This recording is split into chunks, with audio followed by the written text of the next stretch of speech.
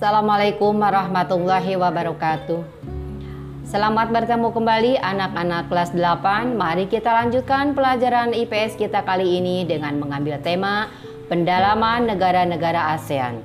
Semoga kalian dalam keadaan sehat walafiat, diberkahi dan diberi kemudahan. Pelajaran kita kali ini masih menyangkut tentang pendalaman negara-negara ASEAN yang berikutnya. Tujuan pembelajaran kita kali ini lumayan agak banyak. Yang pertama adalah kalian harus dapat menyebutkan pusat kegiatan atau jantungnya negara Thailand. Yang kedua, menjelaskan komoditas utama negara Thailand. Ketiga, menguraikan alasan mengapa wilayah Thailand paling utara dijuluki Golden Triangle atau segitiga emas. Yang keempat, harus dapat menguraikan yang dimaksud dengan kebijakan Doi Moi pada negara Vietnam. Yang kelima, menyebutkan sumber daya alam yang tidak dapat diperbaharui yang terdapat di negara Vietnam. Yang keenam, menyebutkan nama pelabuhan terkenal di negara Vietnam. Mari kita masuk pada kegiatan inti. Kita bahas pertama adalah negara Thailand. Batas-batas wilayah negara Thailand sebelah utara berbatasan dengan Myanmar dan Laos. Sebelah barat berbatasan dengan Myanmar, sebelah timur berbatasan dengan Kamboja dan Laos, sebelah selatan berbatasan dengan Malaysia dan Teluk Thailand. Kemudian iklimnya, Thailand beriklim tropis dengan temperatur rata-rata 26 derajat Celcius di musim hujan sekitar bulan Januari. Adapun di awal musim kemarau sekitar bulan Juli, suhu rata-rata 28 derajat Celcius. Di bagian utara, udaranya lebih dingin dengan curah hujan lebih besar dibandingkan bagian lainnya, yaitu kurang lebih 1.500 mm tiap tahun. Musim kering di bagian timur terjadi pada bulan November sampai Februari yang dipengaruhi angin dari daratan Tiongkok. Daerah bagian selatan mengalami musim hujan pada bulan Mei sampai Oktober yang mendapat pengaruh dari angin muson Samudra Hindia. Adapun pada musim panas, kondisi paling kering terjadi pada bulan Februari sampai Mei. Berikutnya adalah tentang bentang alam. Jarak terjauh utara selatan sekitar 1.000 km persegi, 1.500 km persegi. Dan jarak terjauh timur baratnya kurang lebih 800 km persegi.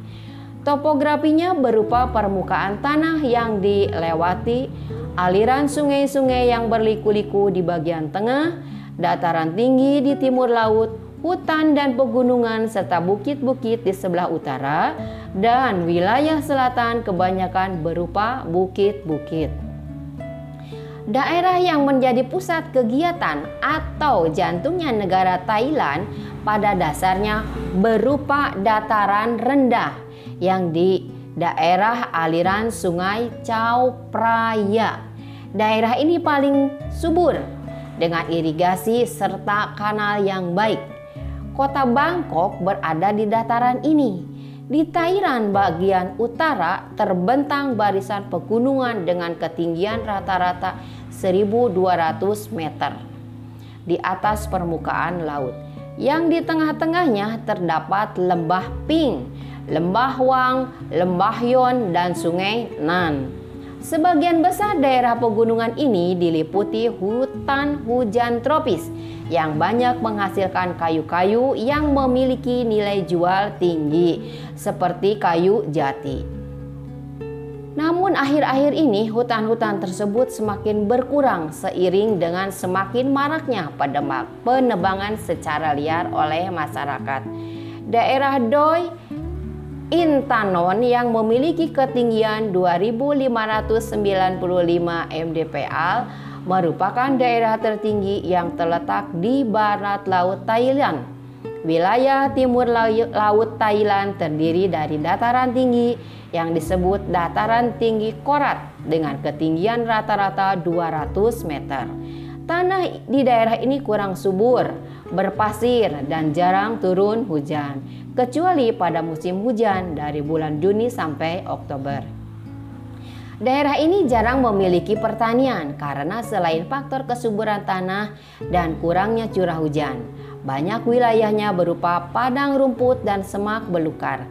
Wilayah timur laut ini merupakan wilayah yang pembangunnya lamban dan kurang dikenal. Sepanjang bagian selatan dari timur laut Thailand sampai bagian timur laut Thailand dibatasi garis pantai timur. Secara administratif, wilayah ini berdiri sendiri, tetapi secara geografis masuk dalam wilayah timur laut Thailand. Wilayah ini dikenal sebagai wilayah terkaya kedua setelah wilayah pusat dataran rendah Thailand. Sebagai wilayah selatan, Thailand masuk dalam pegunungan Malaya atau Malay Peninsula dengan topografi berupa pegunungan dengan tanah teras. Wilayah ini sering dikembangkan sebagai daerah pariwisata. Wilayah ini juga menghasilkan kekayaan alam penting yang paling penting, yaitu timah dan karet. Pegunungan yang penting di Thailand adalah Doi Intanon setinggi 2.595 meter, Doi Pak Hampok 2.297 meter, Doi Luang 2.190 meter, Doi Sutep 2.185 meter, dan Doi Pak Chow 2024 meter. Kemudian sungai yang paling penting di Thailand yaitu di barat daya terdapat Sungai Chao Phraya dan Pasak. Di timur laut ada Sungai Mekong, Sungai Chi, dan Sungai Mun. Di belah utara ada Sungai Ping, Wang, Yom, dan Nan. Di barat dan selatan ada Sungai Mekong, Petburi, kemudian Tapi, dan Patani.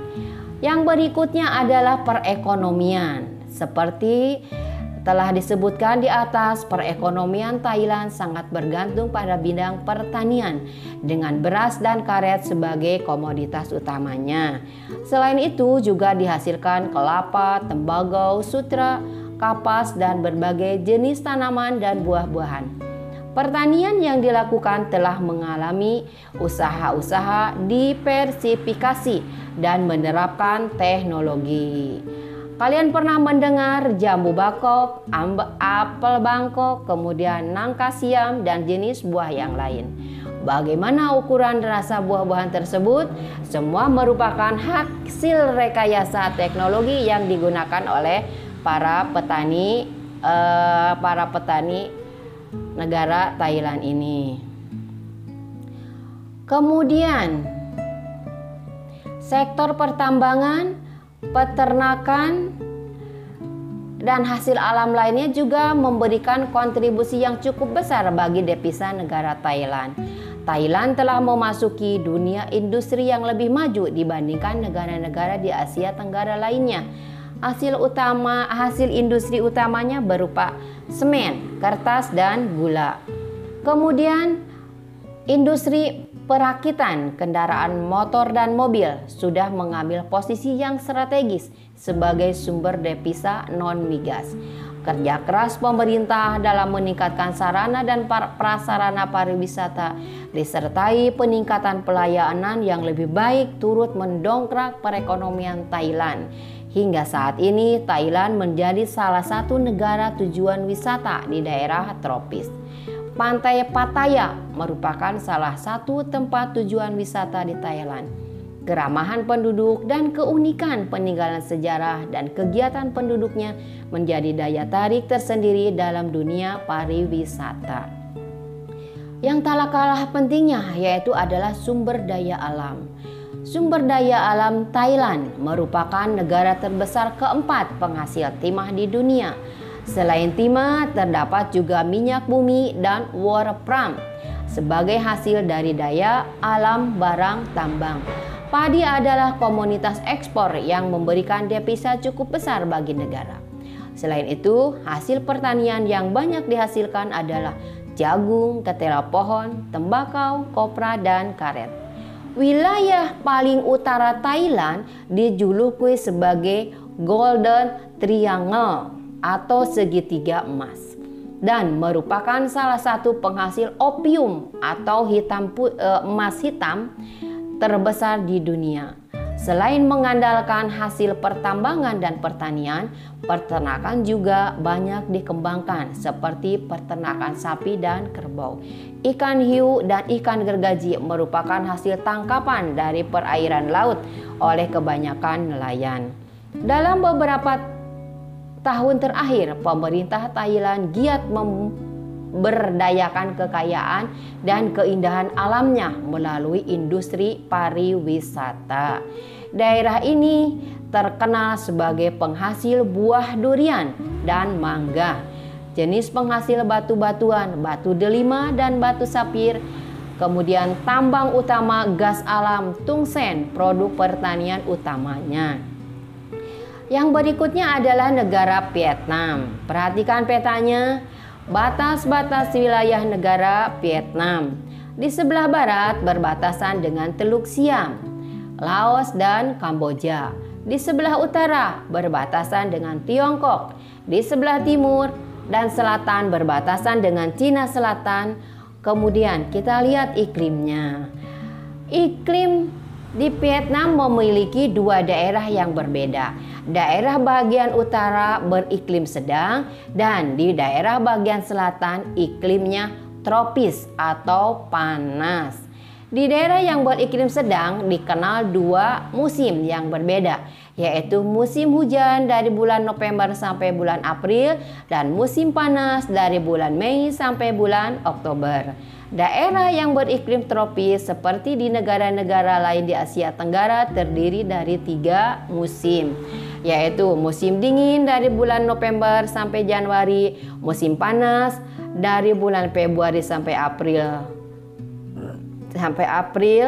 kemudian dan musim panas dari bulan Februari sampai bulan April atau Mei, dan musim hujan dari bulan Mei sampai Juni sampai bulan Oktober. Pada waktu musim hujan di Asia Tenggara sekitar bulan Juni sampai permulaan November. Vietnam dan juga Filipina serta pantai Cina Selatan di Hong Kong biasanya dilanda angin topan. Lalu kita lihat bentang alamnya. Vietnam merupakan salah satu negara yang berada di kawasan Asia Tenggara yang menempati wilayah seluas 325.000 km persegi. Kemudian Vietnam hanya berukuran 6,25% luas wilayah kesatuan Vietnam, mempunyai 2 zona iklim, yakni iklim sedang di utara dan iklim tropis di bagian selatan. Secara geografis, Vietnam terdiri dari 5 wilayah. 1. Daerah pegunungan utara. Kemudian 2. Delta Sungai Merah. Ketiga, barisan pegunungan Annam yang berhubungan dengan Vietnam Utara dan Vietnam Selatan. Keempat, garis pesisir pantai yang sempit antara barisan pegunungan Annamite dan Laut Cina Selatan. Yang kelima, delta Sungai Mekong di sebelah selatan Vietnam. Kemudian ada sejumlah ciri fisik atau bentang alam yang menonjol lainnya, yaitu titik tertinggi ada di puncak Pansipan. Kemudian titik terendah ada di paras laut. Sungai utamanya adalah Sungai Mekong dan Sungai Merah. Kota utamanya adalah Hanoi, kota Ho Chi Minh, Haiphong, kemudian Kolon, Hue. Nah, yang berikutnya kita bahas tentang perekonomian. Pertumbuhan ekonomi Vietnam sejak tahun 2015 berkisar 2015 tumbuh sekitar 6,28%. Kemudian investasi asing di dalam negeri mengalami peningkatan setiap tahunnya, sehingga akhirnya berbagai produsen dunia saat ini banyak yang memindahkan pabriknya dari Cina ke Vietnam, seperti perusahaan raksasa elektronik asal Korea, Samsung Electronics. Vietnam terus berusaha untuk memandu jalannya pembangunan ekonomi melalui kebijakan Doi Moi yang menjamin perkembangan yang sehat dari perekonomian dan pembangunan daerah yang seimbang. Namun demikian, kebijakan ekonomi Vietnam ini melahirkan distribusi kekayaan yang tidak merata, terutama di daerah pedesaan. Jutaan petani diusir dari tanah mereka karena perluasan modal. Dari tahun 1990-an, hampir semua rumah tangga di pedesaan 91,8% punya tanah. Di tahun 2010, hampir seperempat dari mereka 22,5% menjadi petani gurem dan tak bertanah. Kebijakan upah murah menjadi salah satu penarik lainnya bagi para investor. Dalam beberapa tahun terakhir, kenaikan upah minimum di Vietnam mencapai 21%, namun masih tergolong kecil, yakni hanya 73 US dollar atau sekitar 700.000 per bulan. Pemulihan ekonomi Vietnam ditopang aktivitas bidang industri, yaitu pengelolaan manufaktur, elektronik, dan pembangunan. Penawaran di dalam negeri terus mengalami pemulihan, investasi dan konsumsi perseorangan terus membaik. Lalu yang berikutnya adalah sumber daya alam. Vietnam terkenal dengan irigasi yang baik, oleh sebab itu bidang pertanian masih menjadi salah satu bidang yang memberikan kontribusi cukup besar bagi rakyatnya.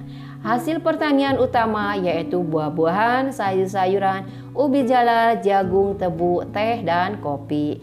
Hasil dari peternakan masih digunakan untuk memenuhi kebutuhan dalam negeri, sedangkan perikanan memberikan sumbangan bagi devisa negara melalui kegiatan ekspornya.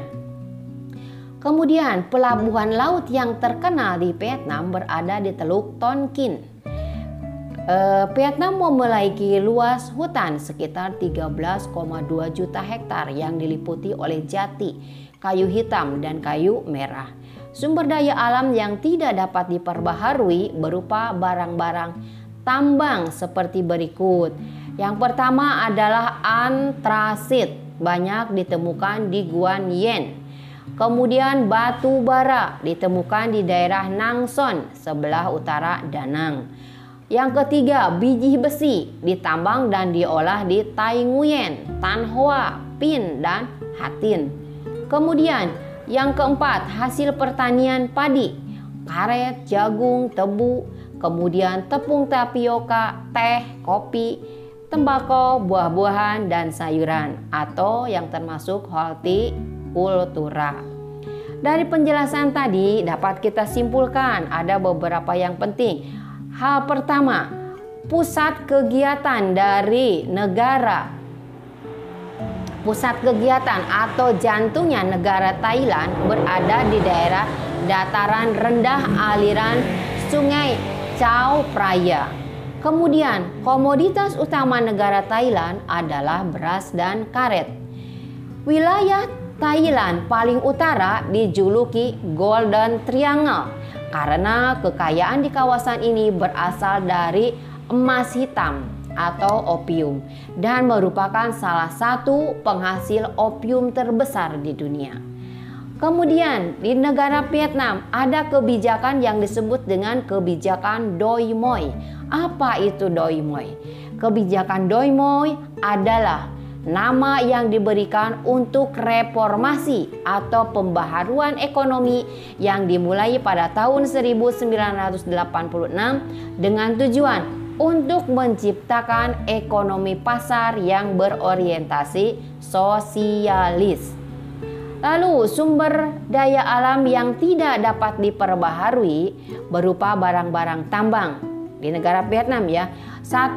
Antrasit, 2. Batu bara, kemudian biji besi, kemudian barang-barang tambang lainnya seperti fosfat, timah, grafit, kemudian emas. Hasil pertaniannya yang termasuk hortikultura, yaitu padi, karet, jagung, tebu, tepung tapioka, teh, kopi, tembakau, buah-buahan, dan sayuran.